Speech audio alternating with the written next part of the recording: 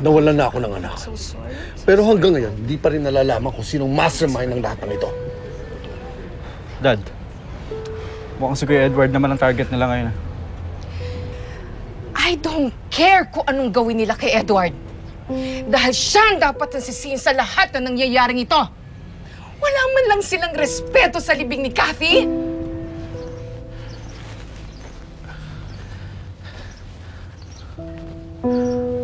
Ba't nag-text ka? Ginagawa mo dito? May patay eh.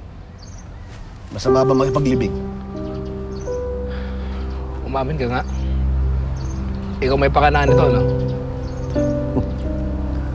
Mukha akong inuulol, pilay ka. Minsan ka na nasangkot sa kasong to. Swerte ka lang, suspindido ako. Pero huwag kang pakasisiguro. Patuloy po yung investigasyon namin.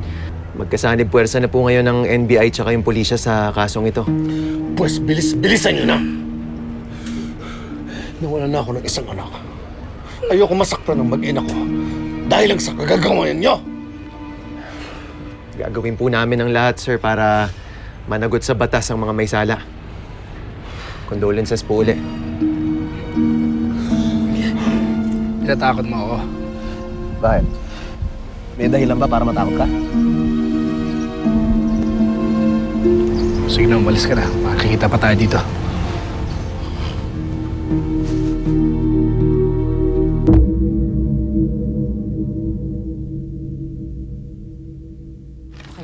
Chang, ito na, oh. Naku, mabuti nandiyan ka na. Denise, tingnan mo to, oh. Kakapakita pa lang sa TV nung libing ng asawa ni Edward. Akalain mong may nagpasabog dun sa libing. Mabuti na lang at hindi kita napayagan talagang pumunta doon, kundi baka nakasama ka pa dyan. Eh, si Edward daw ba? Sinabi ba ko nasaktan siya? Eh, hindi, wala naman daw nasaktan. Ay nako, tigilan mo na yung paglapit-lapit siya kay Edward, ha? Mukhang may nagawa siyang kasalanan, kaya ayaw siyang tantanan ng mga kaaway niya. This was personal, Edward. It's obvious na hindi na ransom money yung pinag-uusapan dito. It's obvious you were the target. Hindi ko na alam kung ano isipin, sir. Naging matapat akong sundalo. Sinunod ko ang batas. Wala akong nagrabyado para gantihan ako ng ganito. Alam ko, Edward. Kaya maasahan mo support ako. Salamat, sir. Sinabi ko na naman kasi sa'yo, ate. Mabait yung Edward na yan. Ano ba kayo? Mabait si Edward na pagbintangan lang. Nakakaawa na nga yung tao, eh. Tingnan na ganyan yung nangyari kay Kuya, eh. Alam mo, sana hindi siya mawalan ng pag-asa. Tsaka sana totoo yung kutob niya na buhay pa si Kathy.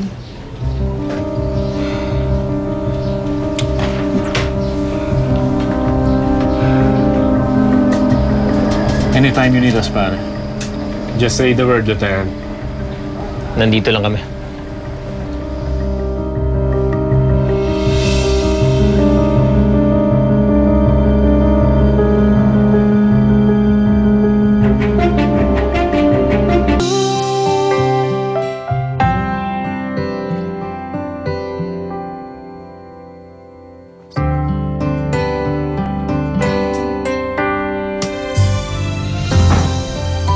Edward, lalabas na bukas ang resulta ng DNA test. Sana naman, kung ano man ang kalalabasan nun, tanggapin mo ng maluwag sa kalooban mo, ha? Hindi po ako nawawalan ng pag-asa, Lola. Dahil si Kathy mismo, siya ang pag-asang pinangahawakan ko.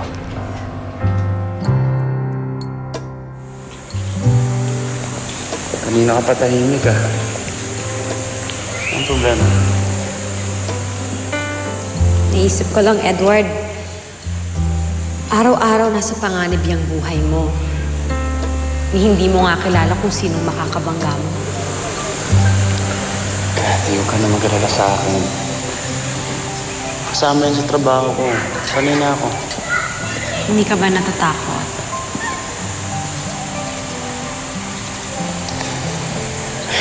Naupo kami. Alam mo, isa naman ang kinakatakutan ko, eh. Lahat kaya kong harapin. Lahat kaya ko banggain. Huwag ka lang makawala. Hindi ka naman dapat mag-alala, Edward. Hindi ako mawawala sa'yo.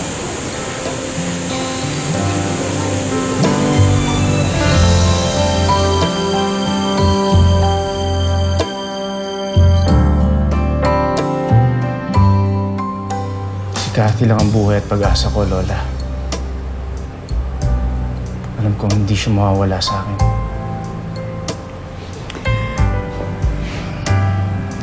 Ako sana nga. Sana nga buhay pa si Kathy. Total, sandali lang ipaghihintay natin. Hindi na ako mapaghintay, Lola.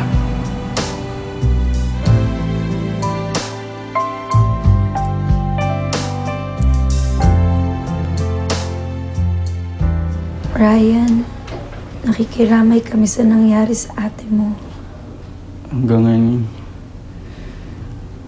hindi ko pa rin matanggap yung nangyari kay ate.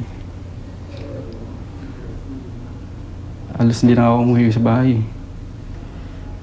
Sobrang nakakalungkot. Naintindihan namin ang nararamdaman mo. Ipagdadasal din namin na sana mahuli na ang may kagagawa nito. Panay pa rin ang pagpunta ng pulis dito sa amin eh. Pinipilit pa rin nila ang koneksyon namin kay Tsugardo at sa mga kidnapper. Huwag kayo matakot. Kahit saan pa makarating to, pagtatanggol ko kayo. Yung pumatay kay Ate Cathy, siya ang dapat panagot nito. Brian, salamat ha. Maraming salamat sa pagtanggol mo sa amin. Sa paggagamot mo sa akin. Sa lahat-lahat. Kaya Ryan, asahan mo na nandito kami lagi ni Inay para sa'yo. Yan na ho ba yung resulta ng DNA test? Oo, ito na yon. Pero bukas pa ang release nito. Gusto ko sana makita eh. Fine, pero walang dapat makaalam na pinakita ko sa yung result. Reglado. Here's the result of the DNA test. Basahin mo muna. Maraming salamat.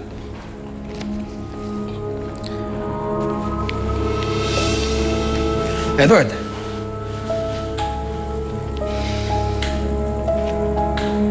Pinangako ko sa'yo, di ba? Sabi ko sa'yo, aasikasuhin ko yung DNA test. Sinigurado ko lang na dumaan talaga siya sa due process. Salamat, pare.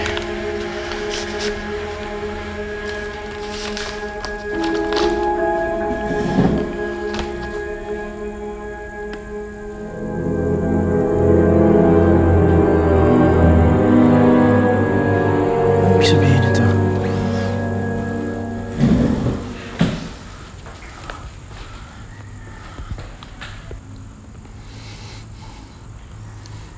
Nag-match ang DNA test?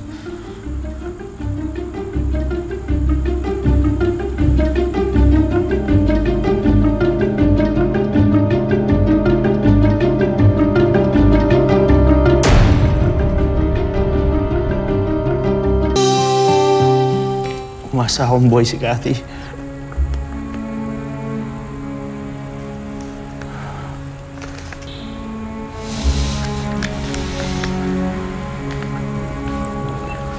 Edward, kung gusto mo, pwede naman natin ulitin yung test eh. Para lang makasagot ko.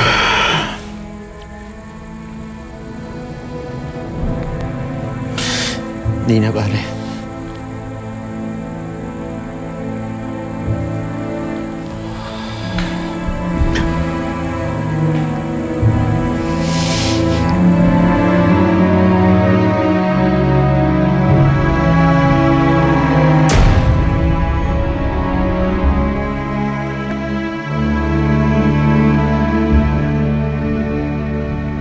Ang resulta po ng DNA test.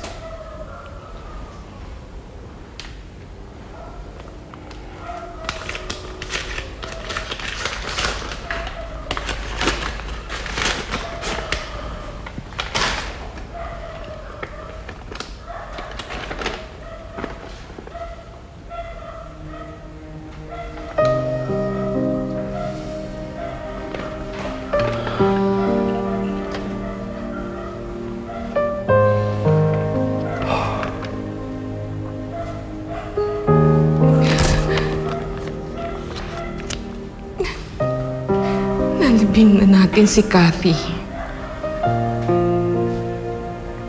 Alam kong patay na siya. Pero ang sakit-sakit pa rin. Para akong patuloy na sinasaksak. Mami, tama na po, please.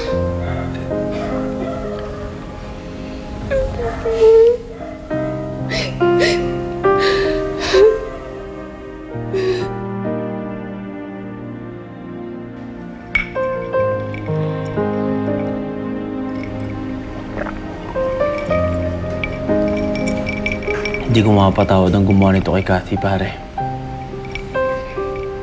Kahit sang impyerno pa siya magtago, hanapin ko siya.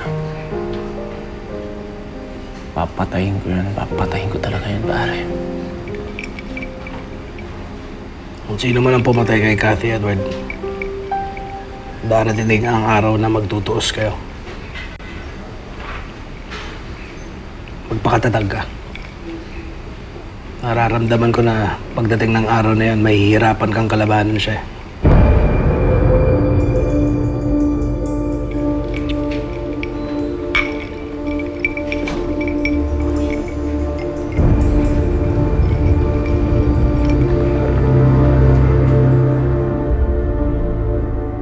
Denise! Oh, tara na, kain na tayo.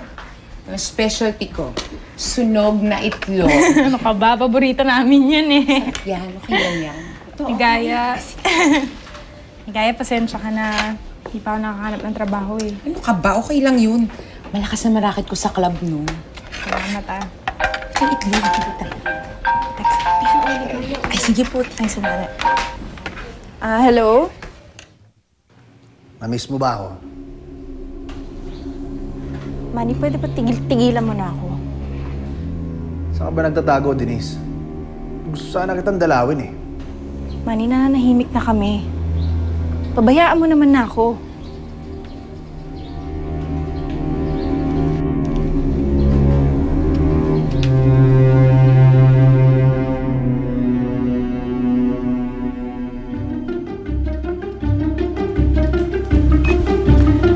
Nandito ang location ni Denise.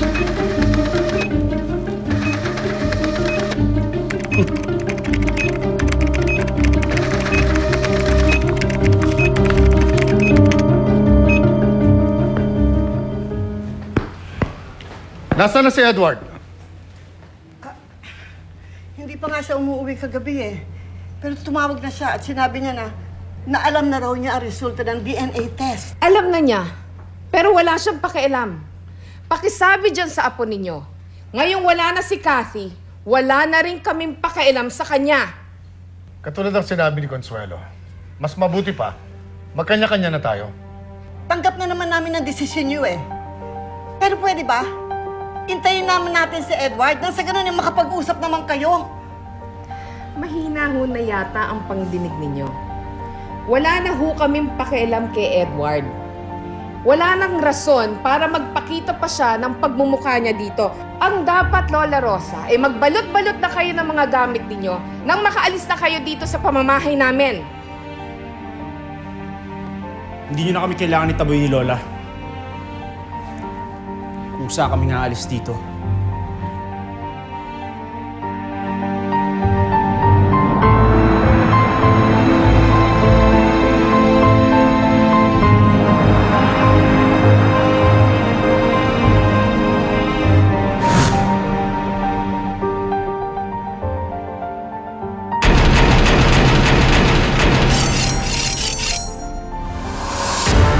Denise, mag-usap tayo!